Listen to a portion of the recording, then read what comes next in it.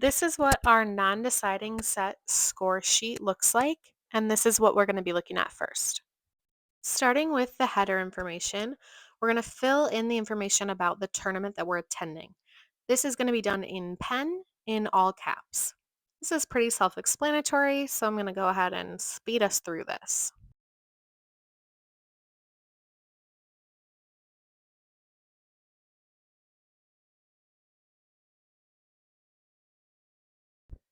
Next, we'll move over to the right-hand side and we'll fill in the date, the court that we're on, and the time.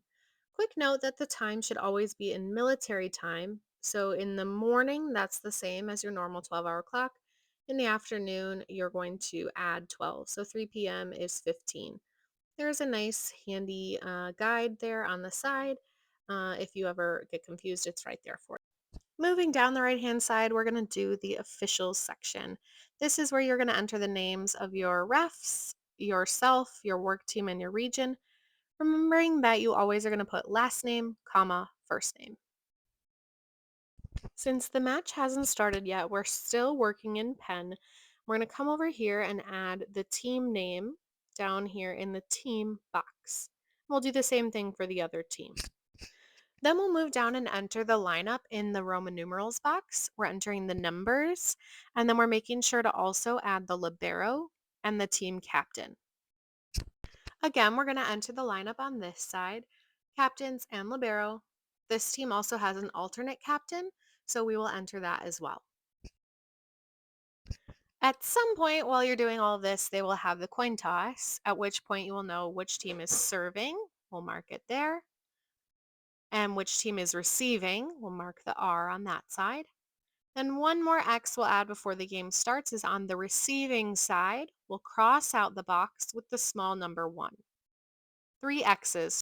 When the match starts, we'll record our actual start time and then switch to pencil. First, we'll verify that the correct server is serving. It should be number 7, and it is, so we'll put a check mark on the number 1. Then as long as number 7 is serving, all we need to do is record the points as they happen until she loses the serve. When she loses the serve, we'll go ahead and record her ending score in her serving box. That's 3. We'll give a point to the other team because we're always playing rally scoring. And then we'll verify that their server is correct. Note that we skipped number 4 because they'll rotate and number 2 will serve. Tiny check mark, and then we're recording the points. When the other team scores, we'll record her ending score in her service box. We'll give the other team a point, and then we'll move to the next server. In this case, that next server should be number 9 doesn't play back row, so she's going to have a sub come in for her. Number 12 is going to sub in. We're going to enter the score in those other boxes next to the number 12. So we're going to enter 4 to 5 because we always enter the subbing team's score first. Now we can make sure that number 12 is serving and then enter points. Looks like number 12 is going on a bit of a service run here, so the other team is going to go ahead and take a timeout. We're going to mark that in the timeout box. The team that takes the timeout score is going to be entered first, and then their opponent's score second. Timeouts are a good time to make sure you haven't missed anything, like I did. We also wanted to make sure when we did that sub that we mark one off at the bottom here. Looks like our server got iced, so she missed that serve. We're going to enter her ending score, give a point to the other team, and go over here and make sure that our next server, number 7, is serving.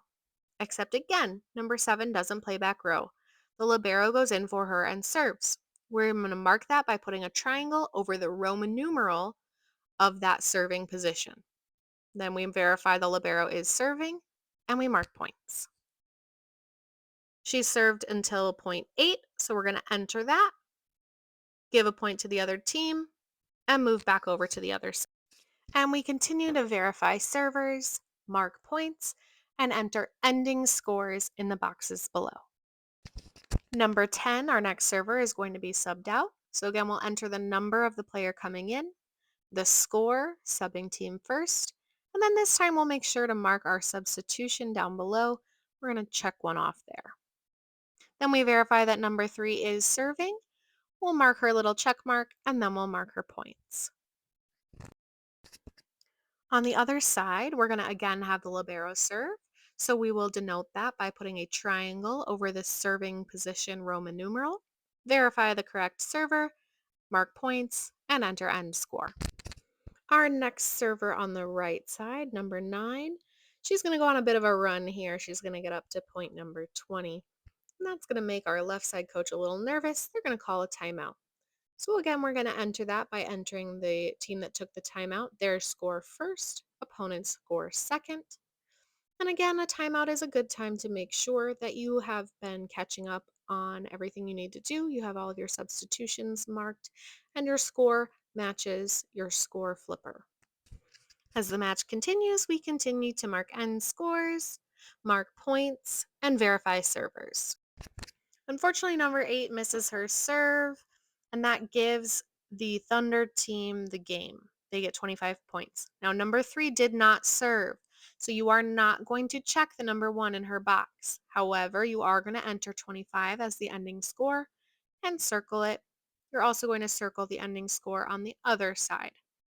With the set done, I should have switched to pen here, which is what you're going to do. And then we put a line above and below any unused points, and then put a line through those unused points. There's the pen. All right, on the right-hand side, you're going to enter the set results. You're going to put the winning team in all caps, the losing team in all caps, along with their scores in the right-hand boxes. We're also going to enter the time the set ended, remembering that that should be in military time. Then we're ready to start set 2. You'll notice that the teams are going to switch sides, and the team that is marked B on the left on the bottom is marked B on the right on the top. So you just want to make sure to put the correct name on the correct side. Once the match is over, we can enter the results in the right side. So we're going to make sure we have both set results, set 1 and set 2, and then the match results, the winner, and then how many games they won and lost. You'll also sign in the scorer box and have the up ref sign in the first referee box. Now we're going to look at our libero tracking sheet, which looks like this. Similar to our score sheet, we're going to enter our team name, our lineup in the Roman numeral box, and then make sure to add our libero numbers. When a substitution happens, we're going to cross out the number and put in the number of the player who replaced them. When a libero switch happens, we do not cross off the number. We do not enter a number. We just enter L. So again, subs are crossed off, new number. Libero switches, there are no crosses. We just enter the number or the L. One line may have both subs and libero switches. Again, those subs are going to be crossed off. Libero switches are not. And on this side, we would have entered the name and lineup, making sure that on this side we have 2 liberos, so we will have a number in both the L and the R box. Again, on this side, we're going to cross off subs and not cross off libero switches. The only difference is that we have 2 liberos. So when we have the second libero going in, number 5, instead of entering an L, we are going to enter an R. That is how we differentiate between the 2 liberos. A couple things to remember here are that only one libero can be in at a time. So if you still have an L on the far right of a row, you can't also have an R. Also, the libero can only serve in one position.